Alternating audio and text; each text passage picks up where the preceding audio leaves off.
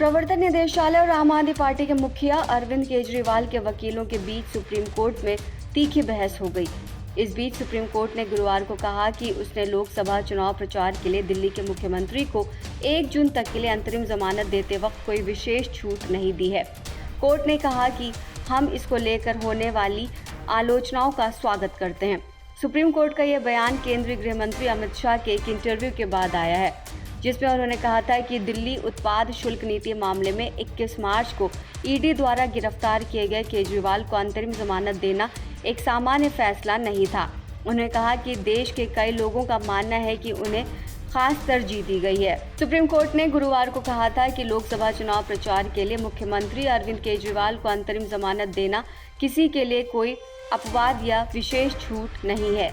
शीर्ष अदालत ने भी कहा कि केजरीवाल को अंतरिम जमानत देने में हमने वही किया जो हमें न्यायोचित लगा। जस्टिस संजीव खन्ना और दीपांकर दत्ता की पीठ ने अंतरिम जमानत पर जेल से बाहर आने के बाद मुख्यमंत्री अरविंद केजरीवाल के उस बयान पर प्रवर्तन निदेशालय की आपत्तियों को दरकिनार करते हुए ये टिप्पणी की, जिसमें उन्होंने चुनावी सभा को संबोधित करते हुए कहा था कि अगर जनता अधिक से अधिक आपके झाड़ू चुनाव चिन्ह पर मतदान करती है तो उन्हें 2 जून को दोबारा जेल नहीं जाना होगा। पीठ ने ईडी से कहा कि ये केजरीवाल की धारणा है, हम इसमें पड़ना नहीं चाहते। केजरीवाल को लोकसभा चुनाव में प्रचार के लिए अंतरिम जमानत देना किसी के लिए कोई अपवाद नहीं है। इस फैसले के आलोचनात्मक विश्लेषण का स्वागत है। पीठ ने यह भी टिप्पणी धन शोधन के मामले में गिरफ्तारी को चुनौती देने वाली आप प्रमुख की याचिका पर सुनवाई के दौरान तब की, जब ईडी की ओर से सॉलिसिटर जनरल तुषार मेहता ने आप नेता की चुनावी सभा में दिए गए बयान का जिक्र करते हुए आपत्ति जताई थी। तुषार मेहता ने पीठ से कहा कि अंतरिम जमानत पर जेल से बाहर आए केजरीवाल ने बयान दिया है कि अगर जनता अधिक से अधिक आम आदमी पार्टी को वोट करती है तो 2 जून को उन्हें फिर से जेल नहीं जाना होगा। इस मसले पर जस्टिस खन्ना ने जवाब दिया कि हमने किसी के लिए अपवाद स्वरूप कुछ नहीं किया है, हमने अपने आदेश में वही कहा है जो हमें सही लगा। उन्होंने मेहता से कहा कि ये धारणा याचिकाकर्ता केजरीवाल की है, हम इसमें कुछ नहीं कह सकते हैं। उन्होंने आगे ये भी कहा कि हमारा आदेश इस बारे में बहुत साफ है कि केजरीवाल को कब आत्मसमर्पण करना है।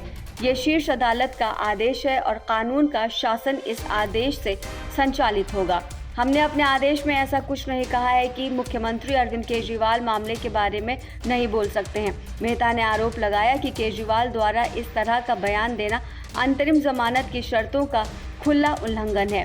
वो क्या कहने की कोशिश कर रहे हैं, ये संस्था पर तमाचे की तरह है। मुख्यमंत्री केजरीवाल की ओर से पेश वरिष्ठ अधिवक्ता अभिषेक सिंघवी ने सुनवाई के दौरान केंद्रीय गृह मंत्री अमित शाह का नाम लिए बगैर उनके एक साक्षात्कार का हवाला दिया, जिसमें उन्होंने कहा था कि कई लोगों को लगता है कि सुप्रीम कोर्ट केजरीवाल के साथ विशेष रुख अपना रही है। इस पर पीठ ने सिंघवी से कहा कि वो इस मुद्दे में पड़ना नहीं चाहते हैं।